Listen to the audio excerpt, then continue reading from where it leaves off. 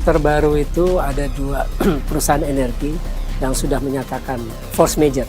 Yang jelas terakhir itu pembangkit listrik Hadera, itu pembangkit listrik terbesar di Israel, itu dihantam peluru kendali Iran semalam. Artinya kena? Artinya kena. Iran sudah menentukan standarnya. Yang terbaru adalah kapal tanker Anda boleh lewat asal Anda mengusir duta besar Amerika atau Israel yang ada di negara Anda. Sejak hari pertama perang, Netanyahu dan menteri seniornya memang langsung ngumpet di bunker. Juru bicara Garda Revolusi Islam Iran, itu Brigadir Jenderal Ali Naini bilang, kita siap perang untuk 6 bulan.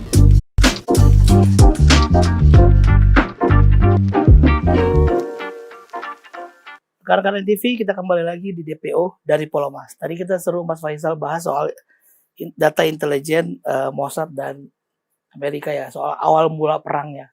Nah, itu kan ada perbedaan data ya. Akhirnya jatuh tanggal 28 ya. Iya. Serangan pertama Amerika, iya, langsung kena tempat sasaran, iya, Ali Khamenei.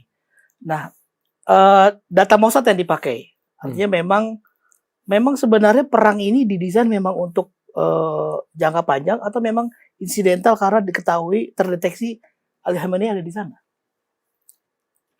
Kalau lihat apa yang disampaikan Netanyahu ketika dia memberitahu kepada Trump bahwa sudah dapat agendanya Ali Khamenei, artinya itu memang boleh dibilang tiba-tiba.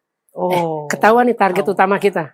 Insidental ya berarti. Iya, udahlah, ini pas nih waktunya. Ya mungkin Trump sama Netanyahu berpikirnya gitu. Kalau pemimpin tertinggi dibunuh, atau artinya chaos. Iran bakal chaos, rezim tumbang. Ternyata malah salah, kuat. Malah makin kuat Iran. Bahkan siap perang 6 bulan. 6 bulan. Nah, kalau kita lihat lagi kekuatan perang Iran, armada segala macam, artinya cadangan dari sekian banyak perang udah 11 hari berjalan, masih kuat nggak Iran nih? Masih kuat. Kalau data intelijen Barat itu, yang pernah saya baca laporannya, itu Iran sebulan bisa bikin ratusan drone. Karena tadi murah tadi. Sebenarnya bukan ini yang bikin kuat juga. Pertama, kesolidan rakyat. Solid. Kalau rakyat solid dimanapun bersatu melawan intervensi asing atau agresi asing manapun pasti akan kuat. Walaupun pasti jatuh korban. Tapi moralnya beda. Semangatnya beda. Iya, apalagi untuk negara Islam ada nilai jihad di situ. Ya, betul. Nah, artinya mereka siap mati. Dan ini kelihatan sekali bagaimana rakyat tiap hari itu turun ke jalan. Saya punya teman di Teheran 2 orang. Ya dia cerita, tiap hari tuh orang turun ke jalan untuk menyuarakan kemarahan, kesedihan atas meninggalnya Khamenei, terus juga menuntut balas yang setimpal. Artinya memberi dukungan pemerintah. Iya, memberi dukungan pemerintah. Artinya pemerintah punya legitimasi kuat di dalam negeri maupun di dunia internasional. Karena sesuai hukum internasional kan berhak membela diri. Ya. Membalas. Membela diri, betul. Ya. Nah kalau lihat dari Iran sekarang ini, Mas Faisal melihatnya gimana? Dengan dukungan dari rakyat, kemudian legitimasi itu, kira-kira melawan Amerika dan Israel, Mas Faisal melihat masih tangguh nggak Iran? Tangguh. Karena itu tadi, Iran ini kan peradaban tua. Dulu Persia pernah menguasai dunia bareng Romawi kan. Usia Iran ini kira-kira 3.000-an tahun, 4.000 tahun 4.000 mungkin. tahun bahkan. Iya. Amerika sementara baru 1776 tahun ini negara itu baru ulang tahun ke-250. 250. Israel 48. Berarti tahun ini baru 78 tahun. Sekitar itu. Artinya buat Iran, mereka tuh negara kemarin sore. Amerika negara kemarin sore. Iya, Amerika dan Israel tuh kemarin sore. Israel, iya. Jadi rakyat Iran ini punya pride sebagai sebuah bangsa besar.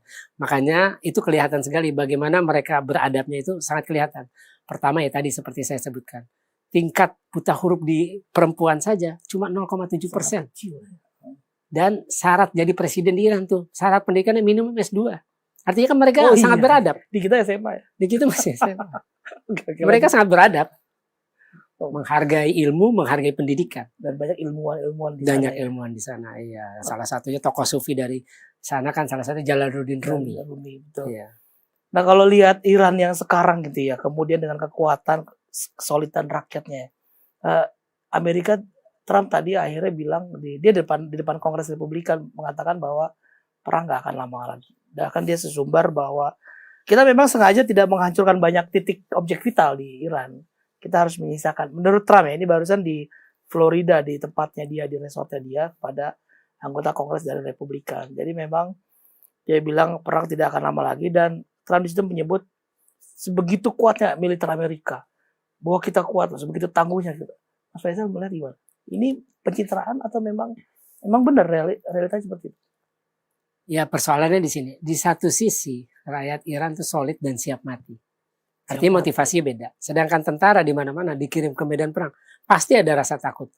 Mereka punya orang tua, mereka punya istri, Dari mereka situ punya aja udah anak. beda ya. Udah beda motivasinya. Artinya semangatnya udah beda. Makanya kita lihat Israel 2 tahun perang lawan milisi, bukan angkatan bersenjata sebuah negara seperti Iran. Itu mereka nggak bisa menang. Ya itu tadi motivasinya beda.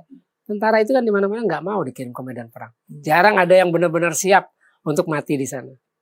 Itulah yang membuat kita lihat makanya gampang sekali Iran bisa meluluhkan pangkalan militer. Itu artinya kan banyak tentara Amerika yang saya pernah lihat di Bahrain itu ada video. Itu tentara Amerika mencoba kabur dari pangkalan. Karena memang tidak mampu lagi. Ini kan artinya sudah mulai makin menipis peluru kendali pencegat. Baik Patriot atau Tomahawk di Timur Tengah itu di pangkalan militer udah makin menipis.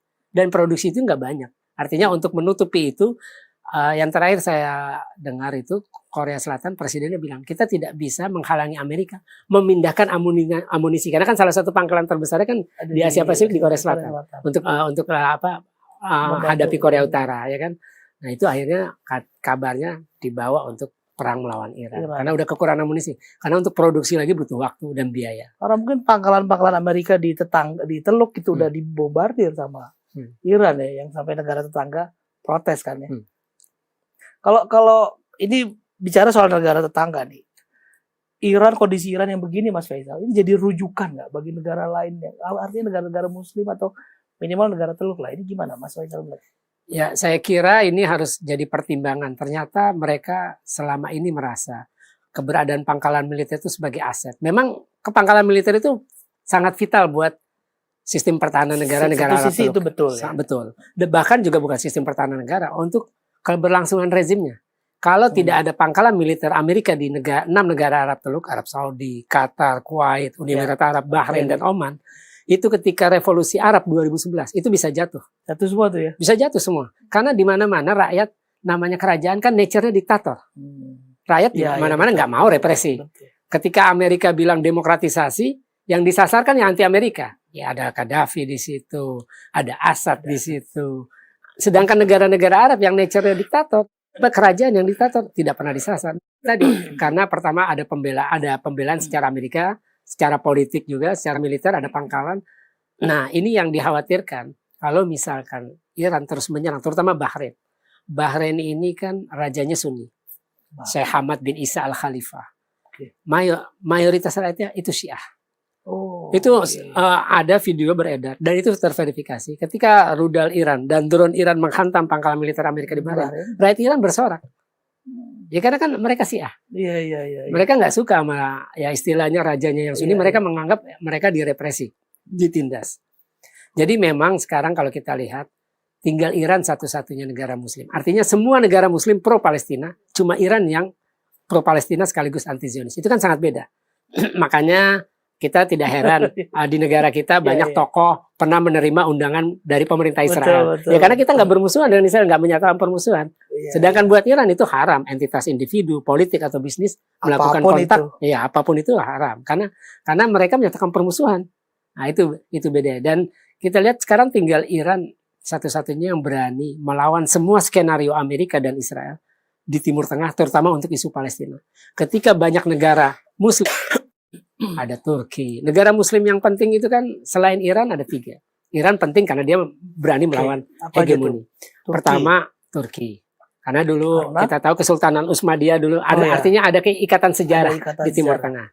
Kedua Arab Saudi, di situ ada kiblat kita. Ada 2 kota suci, Makkah, Madinah. Yang ketiga Indonesia. Indonesia negara berpenduduk mayoritas Muslim terbesar di dunia dan moderat. Artinya 3 negara ini punya posisi penting, tapi ternyata mereka tidak berani, rezimnya ya, saya nggak bilang secara keseluruhan baik rakyatnya, tapi rezimnya tidak berani melawan dikte Amerika. Jadi tinggal Iran yang tidak bisa didikte oleh Amerika. Iran nggak mau tunduk sama Amerika. Iya. Clear itu. Clear. Dan itu mereka buktikan, mereka berani berperang tahun lalu, dan sekarang pun mereka menghadapi 2 sekaligus. Artinya kan kelihatan. Dari posisi itu dari awal sebenarnya Iran di atas angin atau boleh dibilang menang. Iran negara yang diembargo sejak 1979 baik ekonomi maupun militer. Ternyata mereka bisa melawan 2 negara superpower sekaligus. Amerika adik kuasa di dunia. Israel adik kuasa di Timur Tengah. Dan itu Iran bisa melawan sekaligus. Artinya kan Iran sebagai seorang kesatria melawan dua orang yang pengecut, mainnya keroyokan. Tambah lagi Iran sebelumnya sudah istilahnya bagaimana ditekan supaya tidak bisa tumbuh berkembang menjadi negara kuat. Tapi ternyata Iran bisa membuktikan mereka tuh mengerikan buat Amerika maupun Israel. Puluhan tahun di embargo.